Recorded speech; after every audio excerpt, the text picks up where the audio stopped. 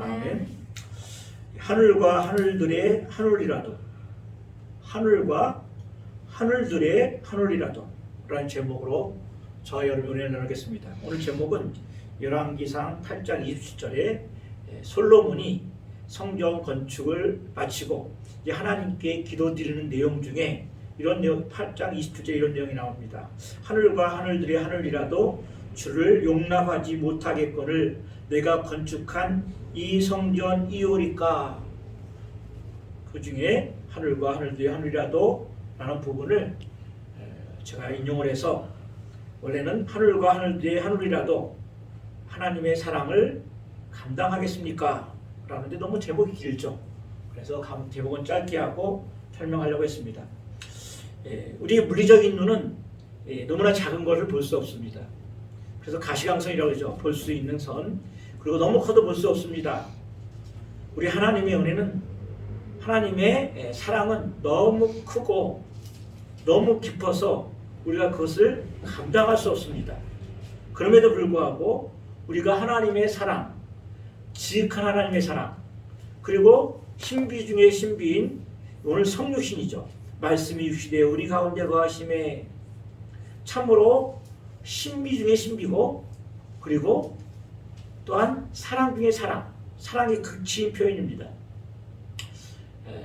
어떻게 말씀이 육신이 되고 그 육신이 우리 가운데 거할 수 있습니까? 자, 오늘 참 신비하고 신비, 사랑의 극치인 이 성육신 이 14절을 가지고 두 가지로 정리해서 나누겠습니다. 첫 번째는 신비 중의 신비, 사랑 중의 사랑인 성육신. 그리고 두 번째는 은혜와 진리가 충만한 예수님의 은혜, 사랑. 자, 두 가지를 첫 번째부터 살펴보겠습니다. 오늘 이 말씀이 육신이 되어 우리 가운데 거하심에 그랬습니다. 참으로 어려운 말씀입니다. 이해가 잘 되지 않습니다. 생각을 해보세요. 어떻게 이 말씀을 로고스라고 얘기합니다. 이것은 사도 요한이 그리스의 철학적 용어 로고스를 차용해서 예수 그리스도를 설명한 데 있습니다. 헬라어의 탁월한 점은 무엇이냐면 그 헬라어가 갖고 있는 시대 때문에 그렇습니다. 그리고 철학이 더해져서 그 용어 하나가 의미가 깊습니다. 로고스, 이 말을 우리 동양 용어로 하면 도, 이렇게 설명할 수 있을 것이라고 생각합니다. 그래서 처음 성경을 해석할 때 이 로고스를 도라고 하자라고 하는 해석파가 있었습니다. 근데 결국은 원어 그대로 로고스라고, 말씀이라고 번역을 했습니다. 그래서 이 설교를 할 때 이 로고스를 헬라어적 사고로, 헬라어적 언어를 이제 거기에 설명하도록 하는 것, 이게 더 오히려 바람직하다고 생각합니다. 해석상. 도는 무엇입니까? 우주의 질서, 우주의 기운, 우주의 질서, 원리, 그게 도예요. 도가 사상이 났죠. 그런데 비슷하지만 로고스는 다르다는 거예요.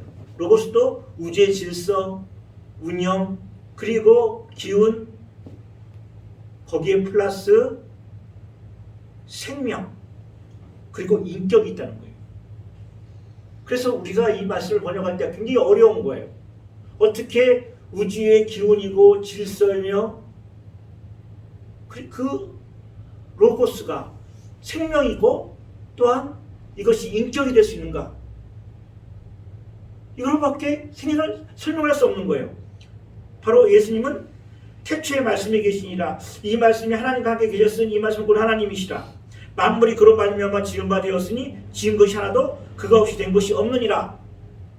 사도 요한의 제가 늘 말하지만 오늘 세 번째지만요, 이 요한복음의 그 사도 요한이 풀어나가는 과정이 뭐냐면 나선형으로 발전하는 거예요.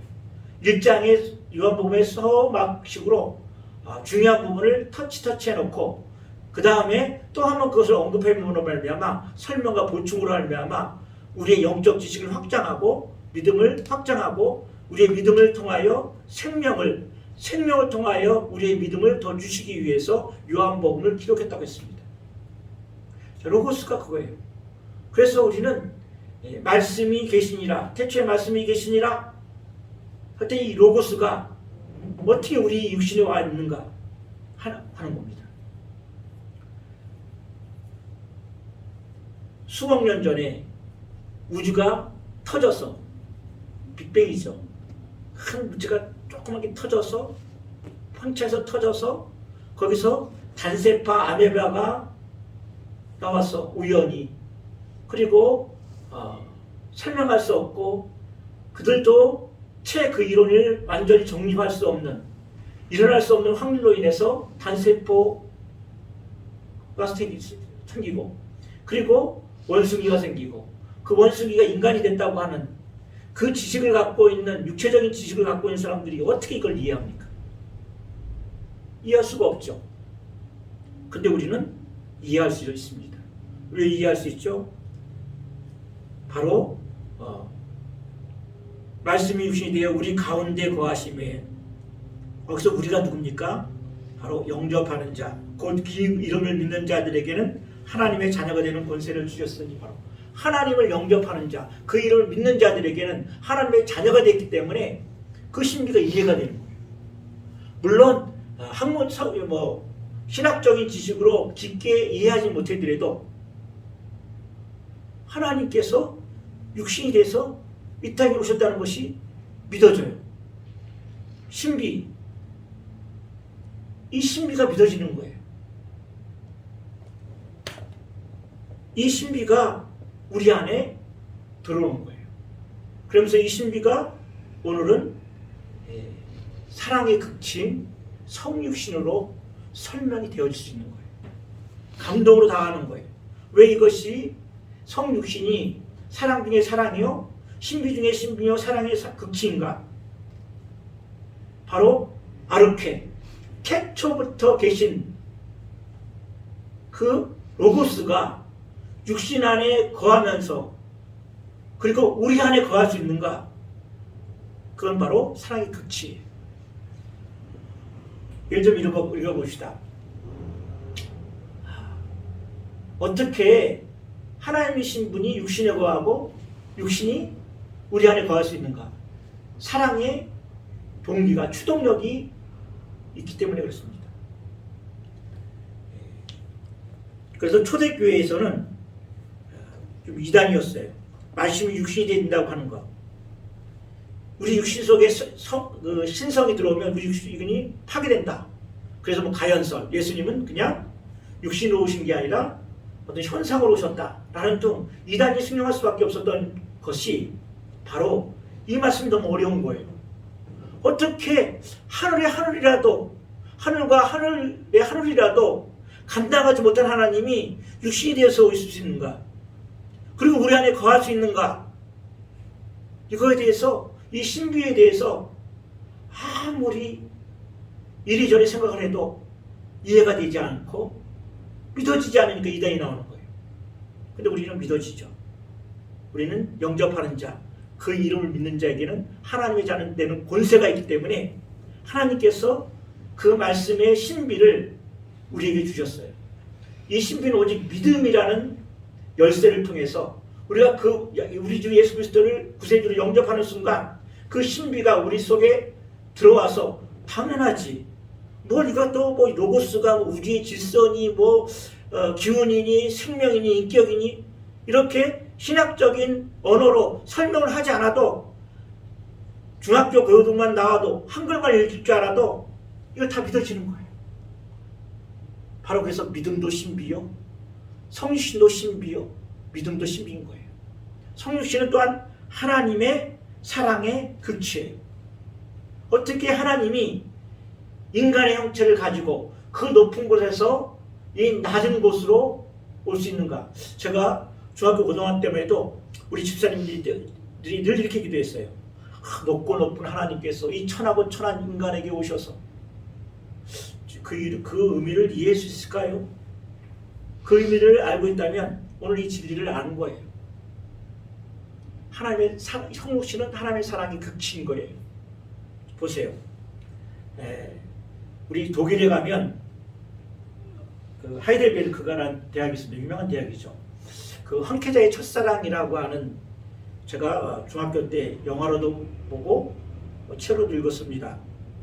마이어 프로스트라는 중병 소설인데 내용이 이렇습니다. 그 가상의 소설이니까요.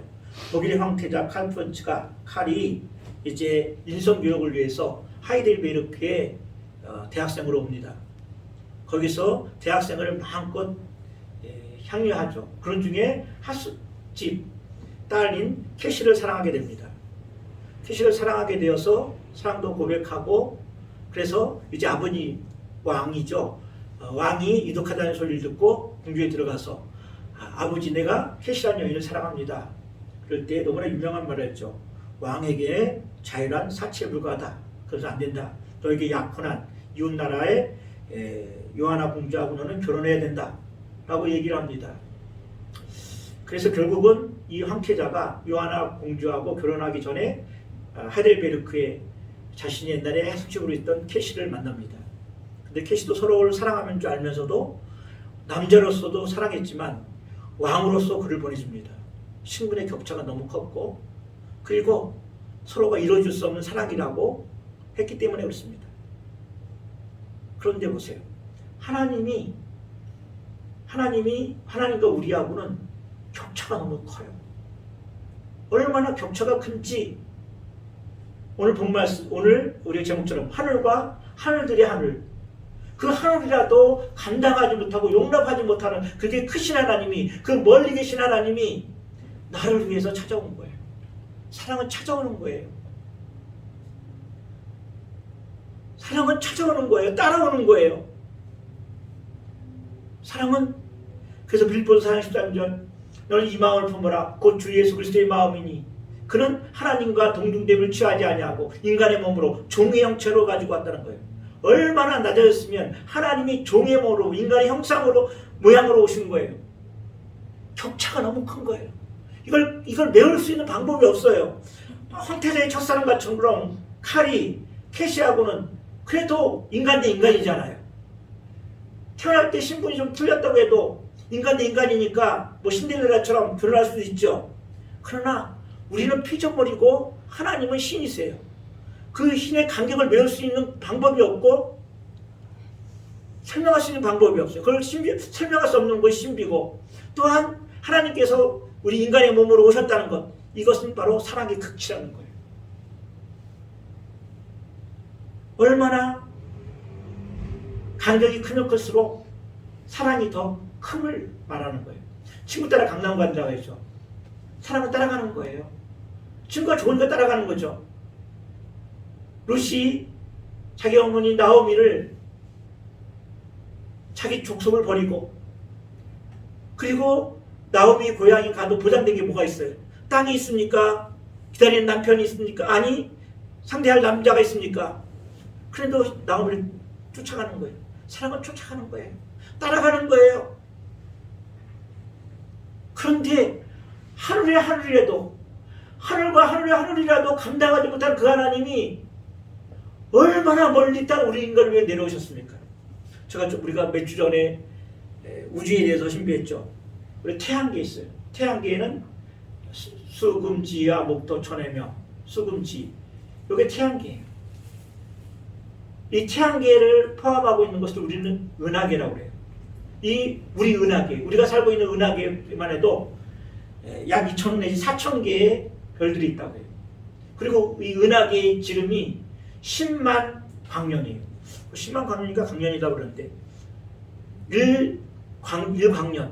1광년은 빛이 똑딱할 때에 가는 거리를 말해요. 근데 1광년이라고 하면 1년 동안 갈 수 있는 거예요. 빛을 타고. 실감이 안 나네요. 뚝딱 빛의 속도가 3 곱하기 10의 8승 메타세포크예요. 다시 말하자면, 더 쉽게 설명하면 똑딱하는 속에 지구를 7바퀴 반 도는 속도가 빛의 속도예요. 그 빛의 속도를 타고 우리 근처에 있는 안드로메다 은하계까지 가는데 450만 년이 걸려요. 45년, 이 빛의 속도를 타고 450만 년을 가야 안드로메게 우리 은하계를 벗어나서 안드로메게에 갈 수 있는 거예요. 똑딱하는 게 얼마나 빠르냐면 태양에서 우리 지구에서 달까지 1.2초면 가요. 우리가 로켓을 발사할 때 카운트다운 19, 8, 7, 6, 5, 하나 발사할 때 도착했습니다.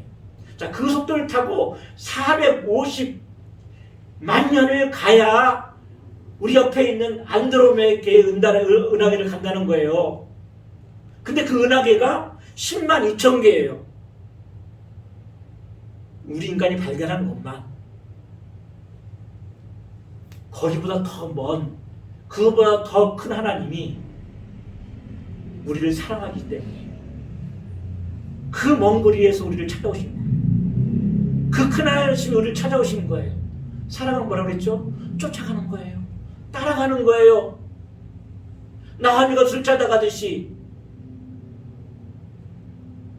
쫓아가는 거예요.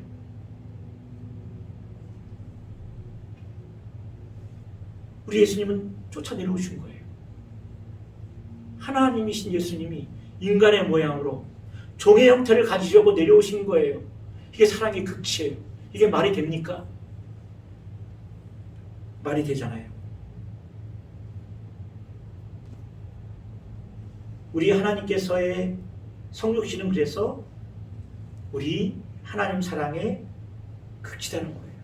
누가 이것을 이해할 수 있습니까? 우리 하나님을 사랑한다고 그러죠. 하나님은 우리를 사랑합니다. 사랑은 뭐라고 그랬습니까? 쫓아가는 거라고 했어요. 그래서 베드로가 예수님을 3번 부인했을 때, 이제 부활하신 예수님을 만나죠. 만나서 네가 나를 사랑하느냐? 예수님 나를 사랑하는 줄 주님 아십니다. 네가 나를 사랑하냐? 내 양을 먹이라, 내 양을 치라. 네가 나를 사랑하냐? 3번이나 물어봅니다. 그리고 요한복음 제일 마지막에 뭐라고 얘기를 합니까? 나를 따르라. 구약의 하나님은 내게 오라 해요. 내게 오라. 회개하고 돌아오라. 네 죄가 주홍같이 붉을지라도, 내 죄가 지렁같이 붉을지라도 내가 양털같이 흰돌같이 시리하리라. 너희 죄악이 나와 나 사이를 멀리해야 하고 너희 악이 하나님 얼굴을 가리웠도다. 내게 오라. 구약의 하나님은 계속해서 우리를 오라고 하는 거예요. 신약의 하나님은 뭡니까? 나를 따라오라 해요. 십자가를 지고 나를 따라오라. 베드로에게 뭐라고 합니까? 네가 나를 사랑하느냐? 네, 사랑합니다. 네 양을 치라. 그리고 요한복음 마지막 장에 나를 따르라 해요. 사랑이 뭡니까? 쫓아가는 거예요. 우리는 예수님, 바로 가까이 계신 예수님, 나와 함께하는 예수님 못 따라가죠. 따라갈 때마다 계속 지치고 힘들어서 하나님 나 죽겠습니다 그랬죠. 내 십자가가 너무 무겁고 내 짐이 너무 무겁습니다.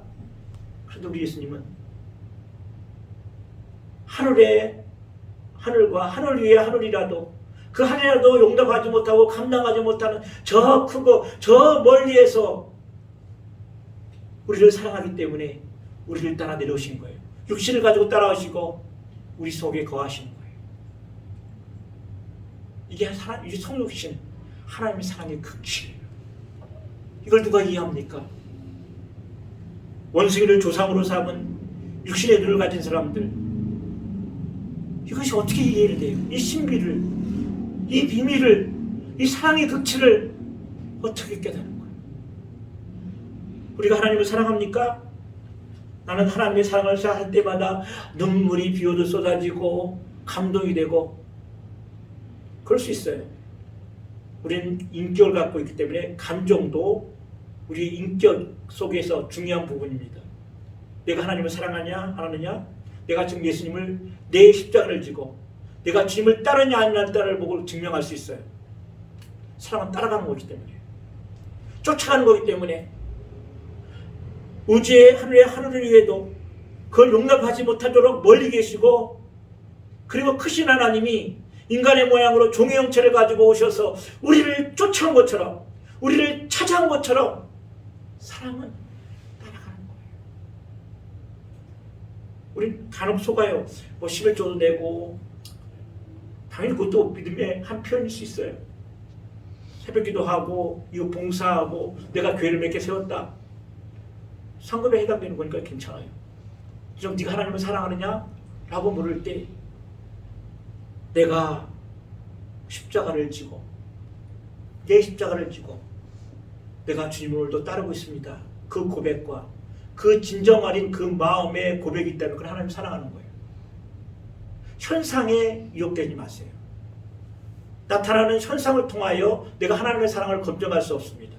그러나 하나지, 오늘도 나는 내가 지은 내게 태운 십자가, 사모라고 태운 십자가, 내가 세상에서 이런 직책을 가지고 오늘도 하나님의 나라를 위해서 내게 하나님께서 요구하시는 그 십자가를 지고 오늘도 예배하고 기도하고 하나님을 따릅니다. 그 고백과 그 진심인 사람은 그 하나님을 진정으로 사랑하는 거예요. 하나님의 사랑은 따라가는 거니까. 두 번째, 하나님 그 사랑하는 사람에게 독생자의 영광인 하나님께서 은혜가 진리가 충만하신 그 하나님이 우리에게 은혜와 진리를 마음껏 부어주시는 거예요. 16절에 보면 우리가 다 그의 충만한 데서 받으니 은혜 위에 은혜더라. 17절 일본 모세로 말미암아 주어진 것이요 은혜와 진리는 예수 그리스도로 말미암아 온 것이라. 그 하나님께서 우리에게 은혜와 진리를 우리에게 주시기 위해서 주십니다.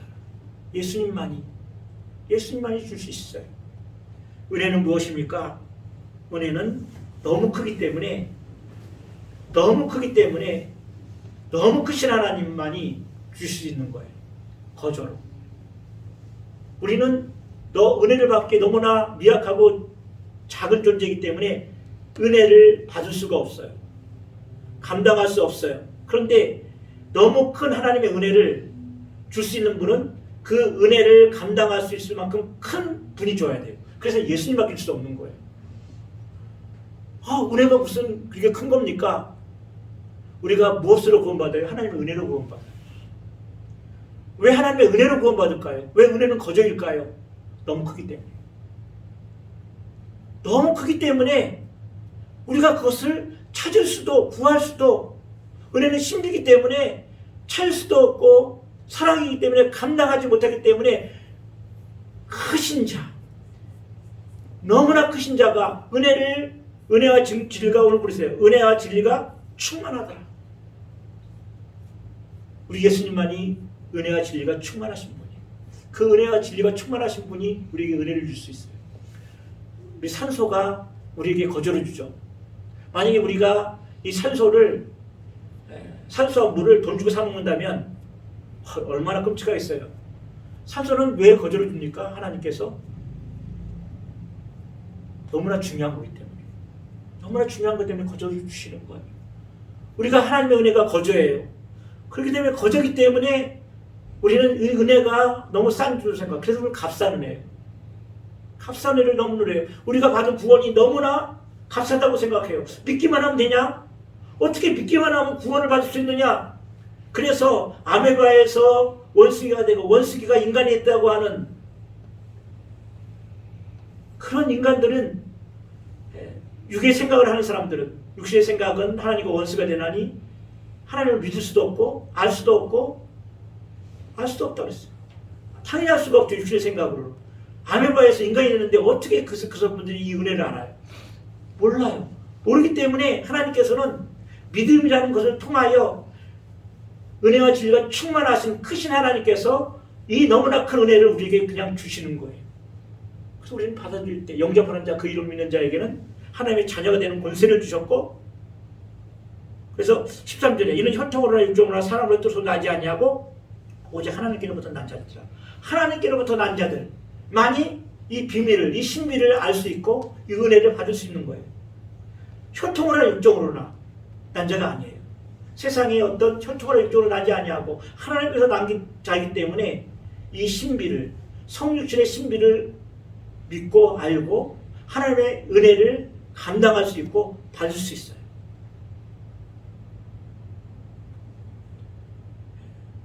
은혜가 바로 이런 거예요.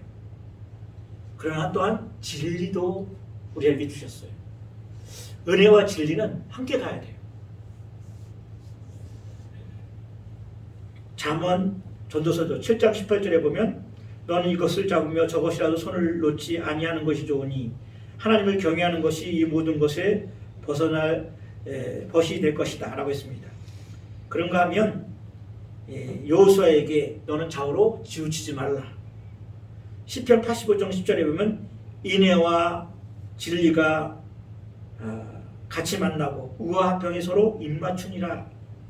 인애와 진리, 은혜와 진리가 서로 만나고 의와 화평이 서로 입맞춘다는 거예요. 이 말은 무엇이냐면 우리가 하나님께서 우리 은혜를 거저 주었으니까 우리는 이 은혜가 너무나 값싸다고 생각해요. 아니에요.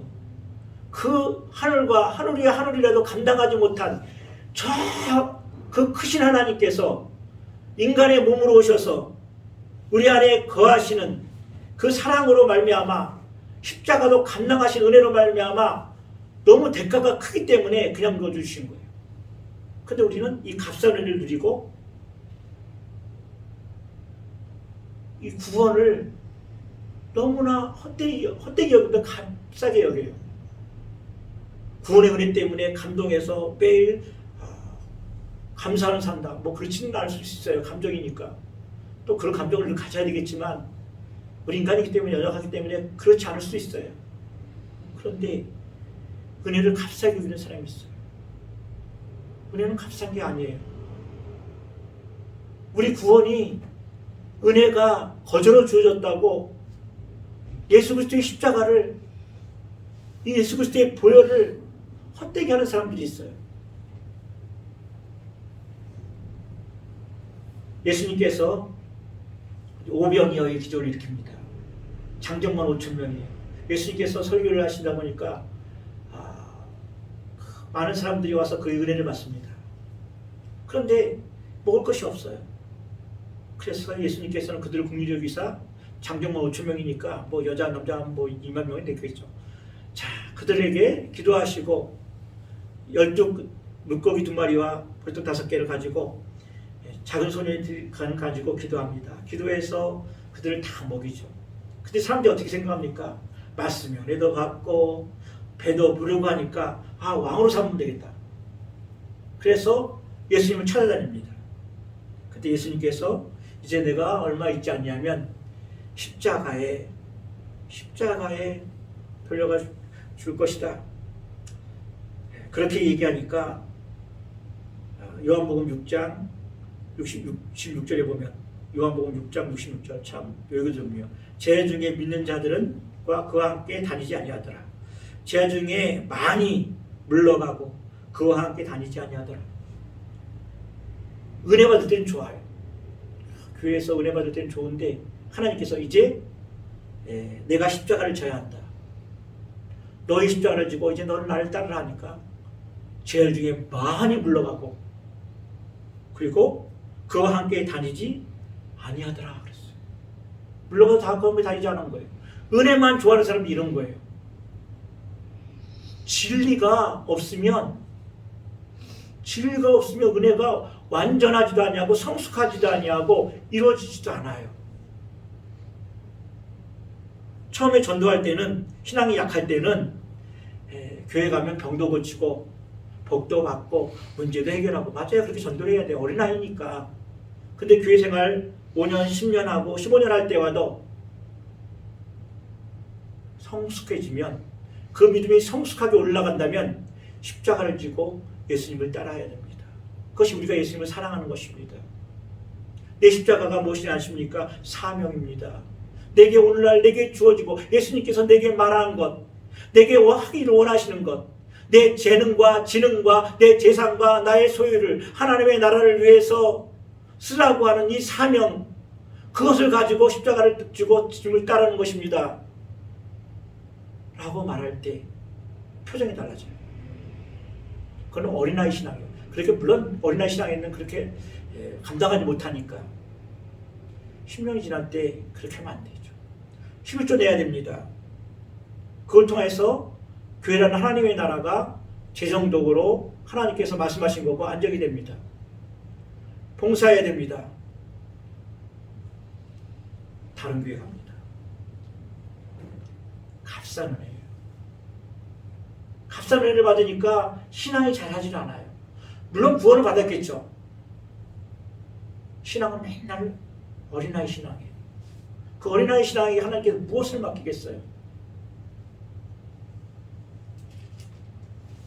바로 은혜와 진리가 같이 가야 돼요. 진리는 써요. 은혜는 달콤하고 진리는 써요. 그러나 그것이 온전한 신앙으로 올라갈 수 있어요. 내게 불편한 말들이 하나님의 말씀을 통하여 책망받을 때 그것을 아멘으로 받아들이는 순간 내 신앙은 성숙해지는 거예요. 그런데 하나님의 말씀으로 책망받고 또한 하나님께서 그 말씀을 통하여 나를 견책할 때 여기만 교회인가? 그래요. 절대로 하나님의 교회에서는 성도들이 원하는 걸 주면 안 돼요. 성도들에게 필요한 걸 줘야 돼요. 성도들이 원하는 것은 무엇이죠? 우리 안에 있는 신앙, 기복신앙이죠. 물론 그 기복신앙이 또 신앙이에요. 때에 따라서는 필요해요. 그런 신앙, 병 고치고 복받고 문제 해결을 통하여 좀 더 나은 신앙의 길로 인도하는 것도 많아요. 그래서 하나님 때에 따라서는 병도 허락하시고 질병도 허락하시고 문제도 허락하시고 다 허락을 하세요. 그걸 통하여 바로 생명이신 예수님의 생명을 그리고 길이신 예수님의 길 위에 설 수 있는 거예요.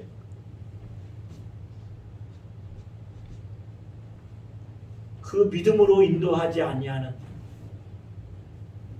우리가 모든 것을 믿음으로 하라. 믿음으로 하지 않은 것은 죄라고 얘기했죠. 신앙이 성숙하면 성숙할수록 내게 짊어진 십자가가 내게 주어진 사명이 예수님을 따라가는 것들이 내 안에서 예수님의 사랑으로 나타나게 돼 있어요. 예수님의 사랑으로 나타나게 돼 있어요. 진리가 은혜를 안전하게 하고 또 은혜가 진리를 지킬 수 있는 힘을 줘요. 이것은 상호 의존성이고 상호 배타적이지 않아요. 은혜는 따뜻하고 진리는 차가울 수 있어요. 우리에게 은혜의 따뜻한 사랑과 진리의 차가운 사랑을 동시에 지내야 우리가 온전한 사랑을 이룰 수 있어요. 그래서 우리 예수님께서는 은혜와 진리가 충만하더라. 은혜와 진리가 충만하더라. 은혜와 진리는 오직 예수님만이 주실 수 있어요. 너무 크기 때문에. 너무 크신 하나님만이 줄 수 있는 것이고 영접하는 자 그 이름 믿는 우리는 그것을 거저로 우리에게 주심으로 말미암아 그 은혜가 온전한 은혜의 은혜가 되기 위해서는 진리가 함께 가야 돼요. 인애와 진리가 같이 만나고 의와 화평이 서로 입맞추기 위해서 그래요. 하나님의 말씀이 때에 따라서는 우리에게